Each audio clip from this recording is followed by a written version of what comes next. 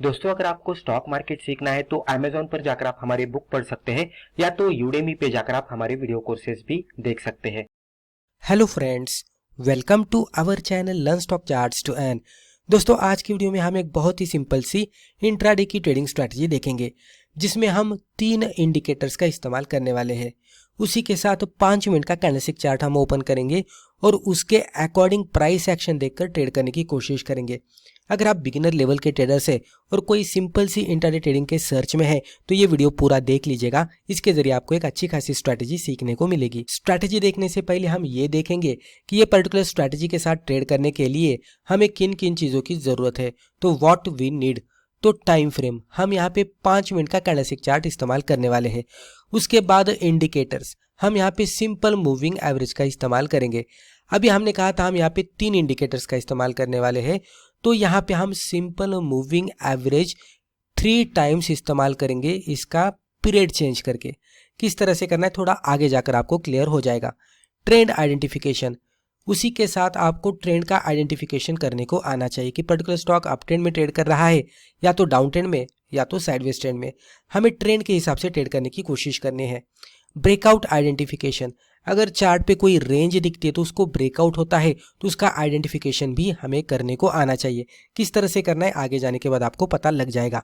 Market, किस तरह की सिक्योरिटी में हम ट्रेड करेंगे, तो हम यहाँ पे लिक्विड स्टॉक्स में ट्रेड करने वाले हैं जहाँ पे हाई वॉल्यूम होना चाहिए। इलिक्विड स्टॉक्स को, यानी कि जिसमें वॉल्यूम नहीं है, उसमें हम इंट्राडे में ट्रेड नहीं करेंगे। अब आप यहाँ पे टाइटल देख सकते हैं 5 minute plus SMA 50 plus SMA 100 plus SMA 200, यानी कि इसका मतलब है कि हम जो भी स्टॉक में इंट्राडे में ट्रेडिंग करना चाहते हैं जिसमें मोमेंटम दिख रहा है उसका तो पहले हम 5 मिनट का कैंडलस्टिक चार्ट ओपन करेंगे। 5 मिनट का कैंडलस्टिक चार्ट ओपन करने के बाद चार्ट पे हम simple moving average time period change करके 3 टाइम्स उस पर इंसर्ट करेंगे। एक होने वाला है SMA 50, सेकेंड होने वाला है SMA 100 और थर्ड होने वाला है SMA 200। अभी SMA 200 जब भी, इस तरह से हम कंसिडर करते हैं कि SMA 200 जब भी सबसे ऊपर है, उसके नीचे SMA 100 है और सबसे नीचे कंसिडर कीजिए कि SMA 50 है, तो इसका मतलब क्या हो रहा है कि लॉन्ग टर्म वाला सबसे ऊपर SMA 200, उससे थोड़ा कम पीरियड वाला SMA 100 वाला उसके नीचे और शॉर्ट टर्म वाला SMA 50 सबसे नीचे। और मान लीजिए कि इसमें प्राइस चार्ट इसके भी नीचे है, तो इस तरह से माना जाता है कि स्टॉक प्योरली डाउन ट्रेंड में ट्रेड कर रहा है। इस तरह के सिचुएशन में हमें सेल करके चलना चाहिए। उसी के साथ इसके ऑपोजिट सिचुएशन किस तरह से बनेगी। ऑपोजिट सिचुएशन में SMA 50 सबसे ऊपर रहेगा, उसके नीचे हमें SMA 100 देखने को मिलेगा और सबसे नीचे हमें SMA 200 देखने को मिलेगा। जो प्राइसेस रहते हैं ये प्राइसेस सबसे ऊपर ट्रेड करते हुए दिखेंगे। ये सिनेरियो को हम एक अच्छा खासा बुलिश सिनेरियो कंसिडर करेंगे और इसमें बाय करने की ही सोचेंगे। अगर चार्ट पे ये सेटअप बनता है तो हम बढ़िया सा ट्रेड ले सकते हैं। ट्रेड लेने के लिए हमें क्या करना है, बेसिक जो 5 मिनट के ब्रेकआउट की स्ट्रैटेजी है, फर्स्ट 5 मिनट ब्रेकआउट स्ट्रैटेजी, उसका इस्तेमाल करेंगे। किस तरह से करना है यहाँ पे हम डिस्कस करते हैं। मान लीजिए कि ये इस तरह की एक पहले 5 मिनट की कैंडल बनी है। ये पहले 5 मिनट की कैंडल जब भी बनती है, क्लोज आउट देती है, तो हमें क्या करना है, इसका हाई और इसका लो मार्कआउट करके रखना है। हमें इसकी रेंज पता लग जाएगी। उसके बाद हमें क्या करना है, जब भी हम चार्ट पे इंडिकेटर्स ड्रॉ करते हैं तो हमें देखना है कि SMA 50, SMA 100 और SMA 200 की सिचुएशन क्या है। मान लीजिए कि SMA 50 यहाँ पे है, राइट, उसके ऊपर SMA 100 है और सबसे ऊपर SMA 200 है। मैं इसको इस तरह से ड्रॉ करता हूँ, राइट, SMA 200। अभी जब भी ये सिचुएशन देखने को मिलती है तो हम कह सकते हैं कि प्राइस चार्ट सबसे नीचे है, उसके ऊपर शॉर्ट टर्म वाला SMA 50, उससे थोड़ा ऊपर SMA 100, उससे कंपैरेटिवली थोड़ा लॉन्ग टर्म वाला और उससे कंपैरेटिवली लॉन्ग टर्म वाला SMA 200 सबसे ऊपर। अभी according to simple moving averages हमें प्योरली सेल सिग्नल दिख रहा है और अभी हमें क्या करना है, 5 मिनट के हिसाब से सेल सिग्नल का आइडेंटिफिकेशन करना है। अगर ब्रेकआउट अपर साइड में होता है तो इसमें हम ट्रेड नहीं करेंगे, हम सेल साइड के ब्रेकआउट का ही इंतजार करेंगे। मान लीजिए कोई भी कैंडल ट्रेड करते करते इसके नीचे जाकर ब्रेकडाउन देती है, हमारा हर एक क्राइटेरिया यहाँ पे सेटिस्फाई हो जाएगा तो हम इसमें सेल करेंगे। सेल करने के लिए कैंडल के लो के नीचे एंट्री, हाई के ऊपर स्टॉप लॉस और सिंपली 1:2 का टारगेट आने के बाद हम पार्शियल प्रॉफिट बुक करेंगे और रिमेनिंग क्वांटिटीज को हम थोड़े ड्यूरेशन के लिए होल्ड करेंगे by using trailing stop loss और ज़्यादा से ज़्यादा रिस्क रिवॉर्ड लेने की कोशिश करेंगे। ये इस तरह से वर्कआउट होता है, बहुत ही बढ़िया तरीके से ये वर्कआउट होता हुआ दिखेगा अगर आप बैक टेस्टिंग भी करेंगे तो। अब आगे जाने के बाद जब भी हम एग्जाम्पल देखेंगे और चार्ट पे ये सिनेरियो जब भी आप देखेंगे तो आपको पूरी तरह से समझ में आएगा कि ये स्ट्रेटेजी किस तरह से वर्कआउट होती है। बहुत ही सिंपल सी ये स्ट्रेटेजी है। अब हम देखते हैं एग्जाम्पल। यहाँ पे आपको पहले तो समझ लेना चाहिए कि हमने 5 मिनट का कैंडलस्टिक चार्ट ओपन किया है। चार्ट के ऊपर हमने 3 सिंपल मूविंग एवरेजेस ड्रॉ किए हैं। पहला है SMA 50 जो कि ग्रीन कलर में है और प्राइस चार्ट के आपको ये नजदीक दिखेगा, ऊपर के साइड में दिखेगा। उसके ऊपर रेड कलर में आपको दिखेगा SMA 100, उसके ऊपर ब्लैक कलर में आपको दिखेगा SMA 200। सिचुएशन के हिसाब से देखेंगे तो प्राइस चार्ट सबसे नीचे है, उसके ऊपर SMA 50 है, उसके ऊपर SMA 100 और सबसे ऊपर SMA 200 है। ये प्योरली सेल के सिग्नल है, राइट।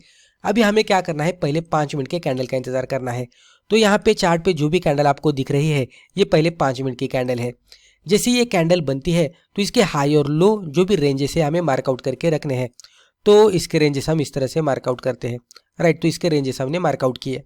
अभी रेंजेस मार्कआउट करने के बाद ये रेंज के ब्रेकआउट का हमें इंतजार करना और उसके अकॉर्डिंग ट्रेड करना है।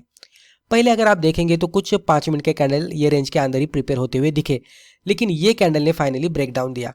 जैसे ही ब्रेक डाउन होता है कैंडल के लो के नीचे हम एंट्री करेंगे, हाई के ऊपर थोड़ा सा बफर लगाकर हम स्टॉप लॉस लगाएंगे और सिंपली 1:2 का टारगेट आने के बाद हम एग्जिट करेंगे। ये पर्टिकुलर केस में देखेंगे तो स्टॉक बहुत ज्यादा नीचे आता हुआ दिखा है, बहुत ही बढ़िया तरीके से वर्कआउट हुआ है। रिस्क रिवॉर्ड रेशियो के हिसाब से देखने की कोशिश करेंगे तो एंट्री से स्टॉप लॉस का डिस्टेंस इतना है और एंट्री से जो भी मूवमेंट आई है वो इतनी है। तो रिस्क रिवॉर्ड कैलकुलेट करते हैं, ये 1 हो गया, फिर ये 2, ये 3 और 4 के ऊपर, तो 1:4 के ऊपर हमें यहाँ पे रिस्क रिवॉर्ड रेशियो मिलता हुआ दिखा है। जब भी 1:2 का टारगेट आएगा हम यहाँ पे पार्शियल प्रॉफिट बुक करेंगे और रिमेनिंग क्वांटिटीज को हम ट्रेलिंग बेसिस पे होल्ड करेंगे और जितना भी ज्यादा हो सके प्रॉफिट लेने की कोशिश करेंगे। अभी इसमें क्या हो रहा है कि मूविंग एवरेज ने क्लियरली डायरेक्शन बता दी है। 5 मिनट के कैंडल के ब्रेकआउट ने फर्दर हमें कंफर्मेशन दिया है और जो भी ब्रेकआउट वाली कैंडल है उसके लो के नीचे हम फर्दर जाने के बाद एंट्री कर रहे हैं। तो मल्टीपल कंफर्मेशन के साथ जब भी हम एंट्री करते हैं तो इस तरह का मोमेंटम देखने को मिलता है। अब कुछ इंपॉर्टेंट पॉइंट्स हम देखते हैं। जब भी हम ये ट्रेडिंग स्ट्रेटेजी के साथ ट्रेड करेंगे तो पहले तो हमें ये देखना है कि हम ओवर ट्रेडिंग नहीं करेंगे। 2 से 3 ट्रेड ही हम दिन में लेंगे और पहले 5 मिनट के ब्रेकआउट पे ट्रेड कर रहे हैं तो पहले से ही आपके पास 2 से 3 स्टॉक होने चाहिए और उसमें ही आपको ट्रेड करना है। इवन स्टॉप लॉस भी हिट हो रहा है तो भी ओवर ट्रेडिंग नहीं करनी है। फॉलो ट्रेंड, ट्रेंड को फॉलो करते हुए ही हमें ट्रेंड के डायरेक्शन में ट्रेड करना है। Wait for breakout, breakout closing basis पे होना चाहिए, ब्रेकआउट के बाद ही हमारी एंट्री होनी चाहिए। फॉलो रिस्क रिवॉर्ड, एटलीस्ट 1:2 का रिस्क रिवॉर्ड रेशियो मिलना चाहिए, अगर ज्यादा होता है तो हम ट्रेलिंग बेसिस पे लेने की कोशिश करेंगे। फॉलो स्टॉप लॉस, सब कुछ देखने के बाद भी अगर स्टॉक हमारा स्टॉप लॉस हिट करता है तो उसको एक्सेप्ट करना चाहिए और अगले अपॉर्चुनिटी का इंतजार करना चाहिए, लेकिन ओवर ट्रेडिंग नहीं करनी चाहिए। Most important is do paper trading first. जब भी हम कोई भी नई ट्रेडिंग स्ट्रैटेजी सीखते हैं तो उसके बारे में ज़्यादा पता नहीं होता, तो पहले तो बहुत सारी बैक टेस्टिंग करनी चाहिए। वहाँ पे हमें कॉन्फिडेंस आता है, समझ में आता है कि स्ट्रैटेजी वाकई में वर्कआउट होती है क्या नहीं। वहाँ पे अगर सक्सेसफुल रिजल्ट दिखता है तो हम पेपर ट्रेडिंग से शुरुआत कर सकते हैं। वहाँ पे भी हम चेक कर सकते हैं कि स्ट्रैटेजी अच्छी तरह से वर्कआउट हो रही है क्या नहीं। वहाँ पे भी अगर सक्सेसफुल रिजल्ट दिखता है तो पहले हम कम क्वांटिटी के साथ ट्रेड करना शुरू कर सकते हैं और जैसे जैसे एक्सपीरियंस बढ़ेगा, जैसे जैसे हमारी एक्सपर्टाइज आएगी, थोड़ा कॉन्फिडेंस आएगा, रिजल्ट पॉजिटिव दिखेगा, वैसे वैसे हम क्वांटिटी बढ़ाकर भी ट्रेड करना शुरू कर सकते हैं। तो दोस्तों मुझे लगता है रिस्पेक्टिव वीडियो में हमने जो भी डिस्कस किया इससे आपको ज़रूर फायदा हुआ होगा। Thank you.